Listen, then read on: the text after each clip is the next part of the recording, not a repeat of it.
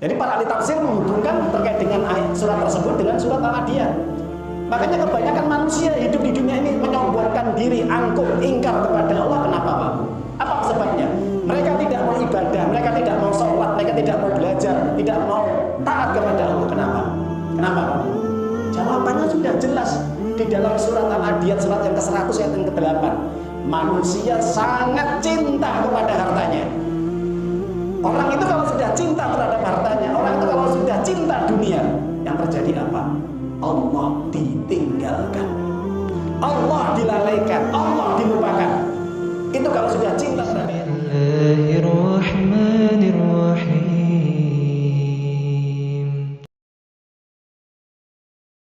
Taqullaha wa kunu ma'as shadiqin. Hai orang-orang yang beriman, bertakwalah kepada Allah dan hendaknya engkau menjadi orang-orang yang jujur dalam kehidupan kamu, baik jujur dalam ucapan, perbuatan, dan di dalam hati.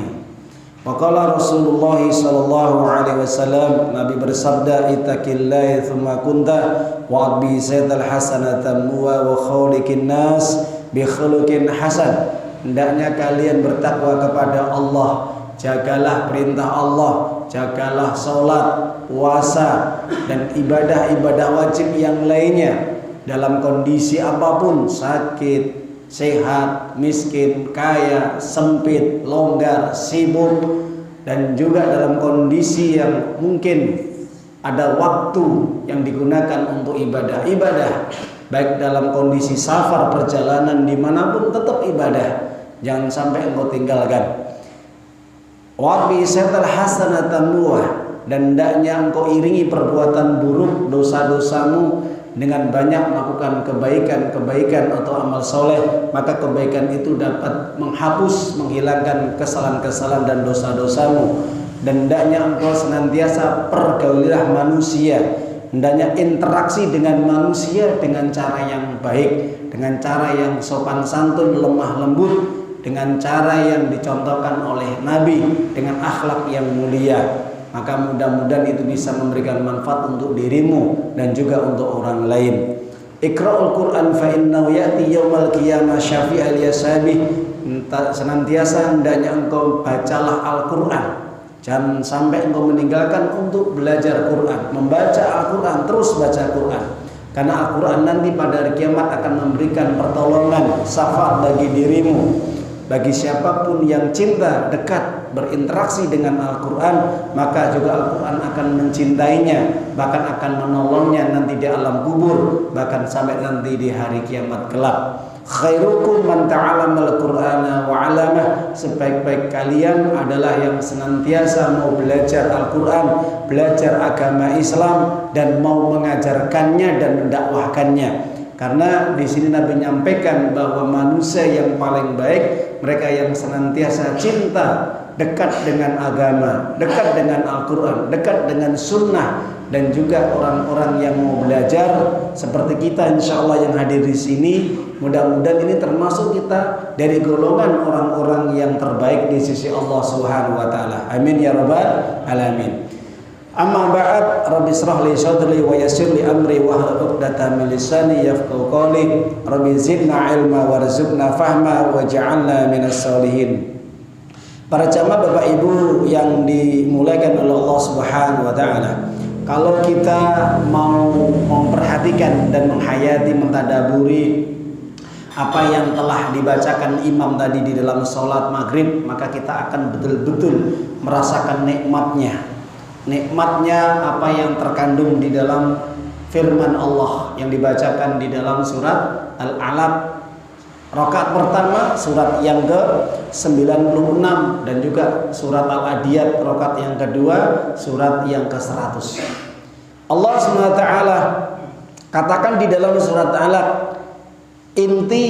poin inti di dalam surat Al-Alaq adalah di situ bahwa ketika Allah memerintahkan untuk belajar Al-Quran, belajar agama Islam dengan diawali Iqra.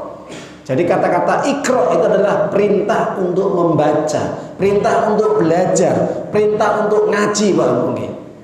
Jadi setiap individual, setiap orang itu diperintahkan untuk ngaji, diperintahkan untuk belajar. Siapapun mereka yang tidak ngaji, tidak mau belajar agama, maka jelas orang ini termasuk orang-orang yang melalaikan perintah Allah. Berdosa besar dia.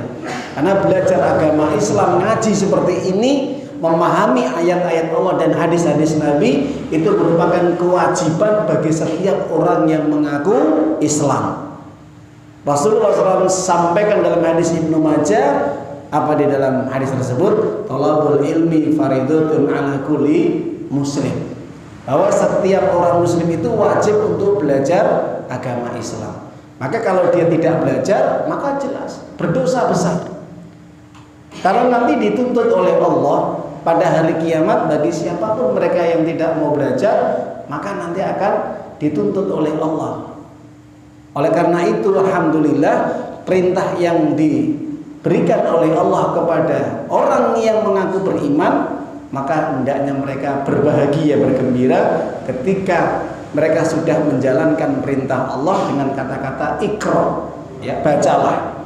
Maka setelah Allah menerangkan perintah untuk membaca, maka di akhir kalimat surat Al-Alaq tadi apa? Kalla la tuti'u wasjud waqtarib, ya. Sekali-kali tidak, janganlah kamu patuh kepadanya. Patuh kepada siapa?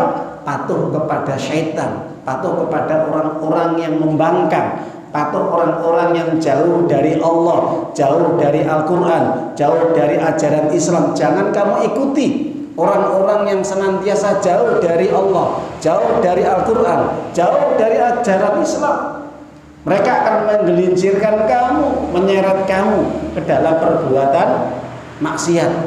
Mereka akan mengajak kamu ke dalam kekufuran, kesyirikan. Meskipun ayat ini turun kepada Abu Lahab, Abu Jahal, dan juga gembong-gembong orang musyrik Mekah pada saat itu, maka Allah memerintahkan kepada Nabi Muhammad SAW, setelah kamu belajar Al-Quran, setelah kamu memahami Al-Quran, maka jangan kamu ikuti perkataan mereka, keinginan mereka yang akan menyesatkan kamu, wahai Muhammad, yang akan menjauhkan kamu dari ridha Allah, dari keimanan, dari cahaya Islam.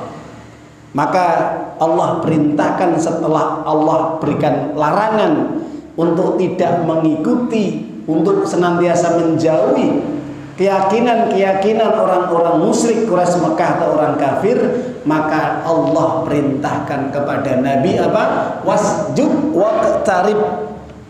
Hendaknya engkau tetap lurus dalam engkau beribadah kepada Allah. Tetaplah engkau jaga sujudmu. Engkau jaga sujudmu. Jadi di sini perintah kepada Nabi Muhammad SAW agar menjaga sujudnya, Pak Abu. Jelas ya? Ini menunjukkan engkau jaga sholatmu 5 waktu. Jangan engkau tinggalkan, wahai Muhammad. Dan perintahkan kepada umatmu, jangan sampai engkau tinggalkan sholat. Karena sholat itu intinya adalah di sujudnya. Ibadah sholat itu intinya adalah sujud, Pak. Makanya Nabi mengatakan aqrabul abdu min rabbi fa fi sajid faksiru doa.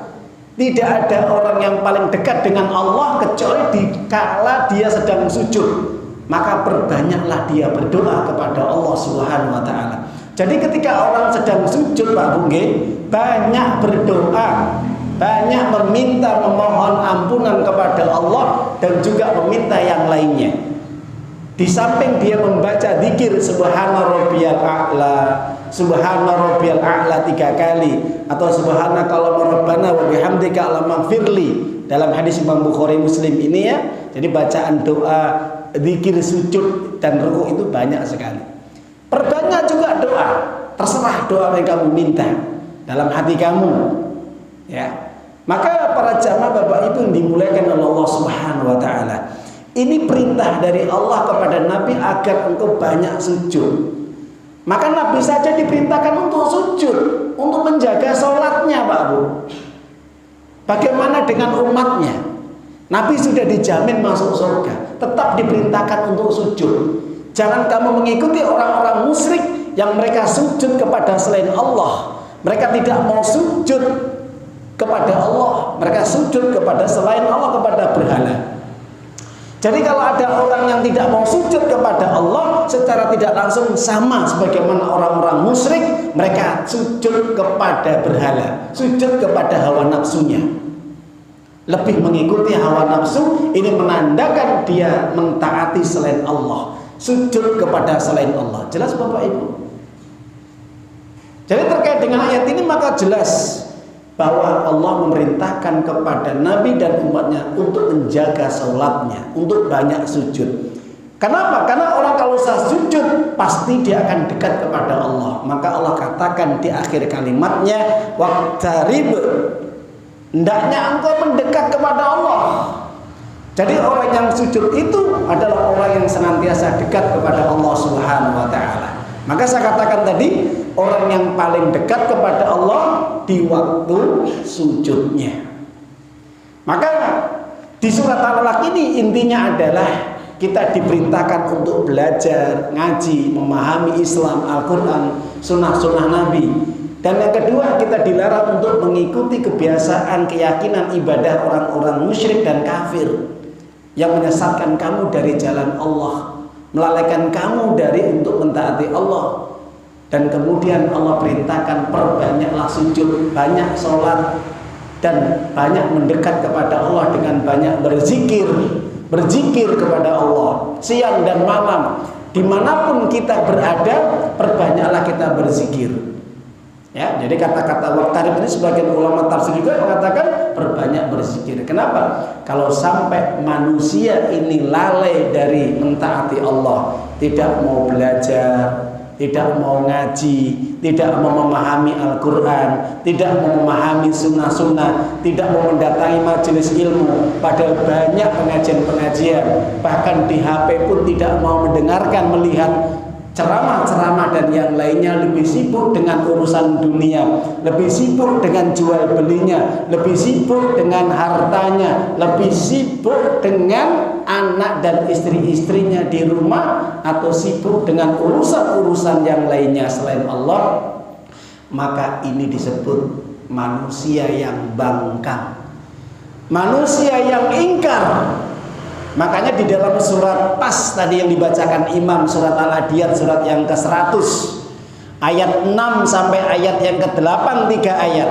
Innal insana li rabbihi lakanun wa innahu ala dzalika lasyahid wa innahu li hubbil khairi lasyadid. Apa kata Allah, Pak Bu? Ketika manusia sudah meninggalkan dari untuk belajar agama Islam, tidak mau sholat, tidak mau mentaati Allah, tidak banyak mendekatkan diri kepada Allah, tidak mau bertobat, ini tandanya manusia ingkar kepada Tuhannya. Cocok napa mboten? Pas napa mboten? Makanya tadi saya perhatikan suratnya. Wah, ini surat Al-Alaq. Lah, kemudian surat yang kedua surat Al-Adiyat. Lah, ini pas ini. Jadi para ahli tafsir menghubungkan terkait dengan surat tersebut dengan surat Al-Adiyat. Makanya kebanyakan manusia hidup di dunia ini menyombongkan diri, angkuh, ingkar kepada Allah. Kenapa, Pak Bu? Apa sebabnya? Mereka tidak mau ibadah, mereka tidak mau sholat, mereka tidak mau belajar, tidak mau taat kepada Allah. Kenapa? Kenapa, Pak Bu?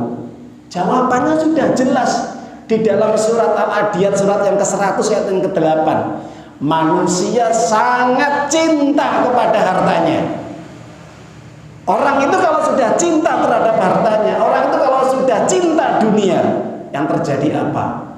Allah ditinggalkan, Allah dilalaikan, Allah dilupakan. Itu kalau sudah cinta terhadap dunia. Nggih napa mboten, Pak Bu? Realita yang kita lihat di sekitar masyarakat kita, ketika sudah ada panggilan azan, mereka tidak mau mendatanginya atau mereka tidak mau sholat. Sudah jelas dilalaikan dengan kehidupan dunia, dilalaikan dengan kenikmatan dunia yang akan hilang, lenyap. Dunia lenyap mboten, Pak Bu? Lenyap. Wa ma indakum yanfad wa ma indallahi baq, kata Allah. Apa yang ada di sisimu wahai manusia akan lenyap, akan hilang. Orang kerja lirolungi siang malam pagi cuma cari duit, ninggalkan ibadah sholatnya, habis uangnya untuk dimakan, masuk ke dalam perut jadi kotoran. Nggih napa mboten? Lenyap, hilang.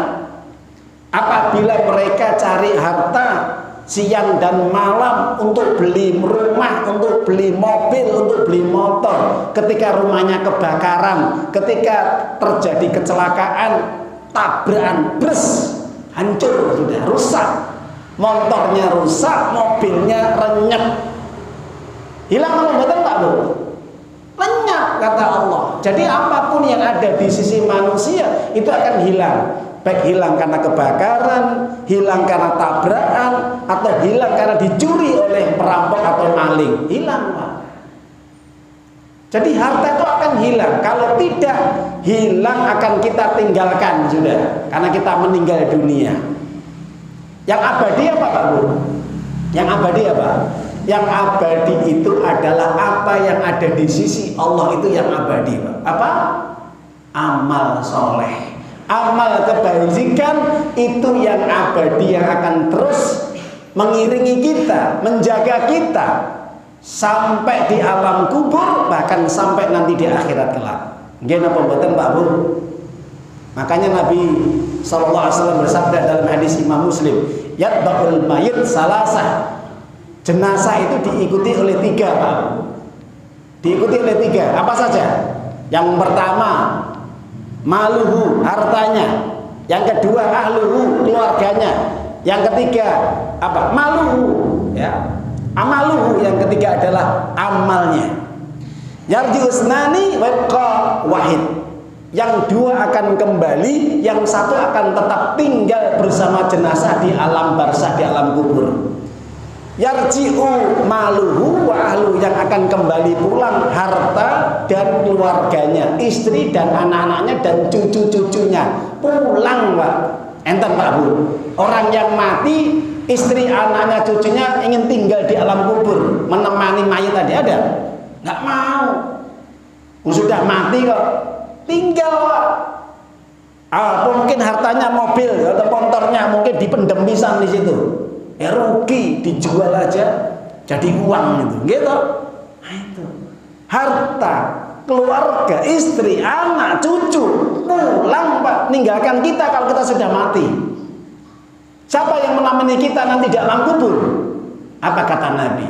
Wa yabqa wahid amalu, yang akan mengiringi kita, menjaga kita terus bersama kita sampai nanti datanya hari kiamat adalah amal kita. Apakah amal keburukan atau amal kebaikan, itu yang akan mengiringi kita, tergantung diri kita. Makanya para ulama mengatakan hidup itu menunggu mati Pak. Jadi kita hidup ini sekarang ini menunggu mati. Apakah mati kita dalam kondisi husnul khotimah, mati dalam mentaati Allah, tetap kita menjaga ibadah kepada Allah, menjaga kewajiban-kewajiban kita, sholat kita, puasa kita, ngaji kita, atau ibadah wajib yang lain dan sunnah-sunnah yang lain. Kita mati dalam kondisi diridhoi oleh Allah, mendapatkan sanjungan dari Allah, ya ayatuhan nafsul mutmainnah, wahai jiwa yang tenang. Ini panggilan untuk siapa Pak Bu?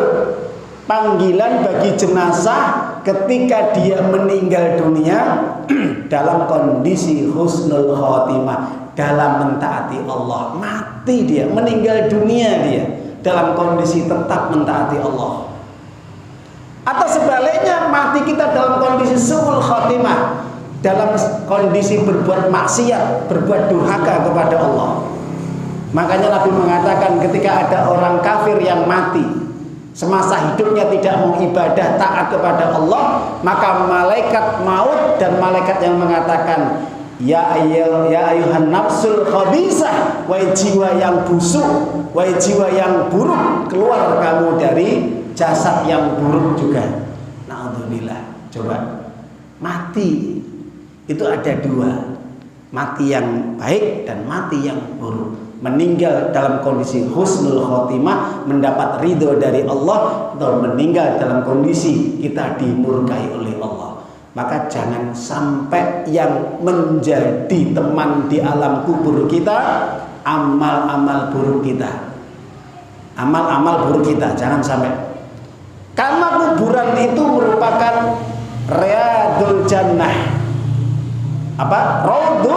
Raudhatun min riyadil jannah. Kuburan itu bagian daripada taman-taman surga, atau hufratun min hufratin nar, atau jurang-jurang neraka. Makanya jangan sampai kita hidup ini menimbun dosa, menimbun maksiat. Kalau bisa kita menimbun amal kebaikan, agar nanti di alam kubur tidak menjadi jurang-jurang neraka. Na'udzubillah, summa na'udzubillah. Begitulah apa yang kami terangkan terkait dengan ayat-ayat Allah dan hadis-hadis Nabi. Semoga kita semua yang hadir di sini tetap dalam kondisi istiqomah mentaati Allah sampai datangnya bulan Ramadan, tetap istiqomah mentaati Allah, dan mudah-mudahan kita bisa menjalankan ibadah Ramadan dalam kondisi iman Islam selamat ya, dan sehat walafiat. Amin ya rabbal alamin.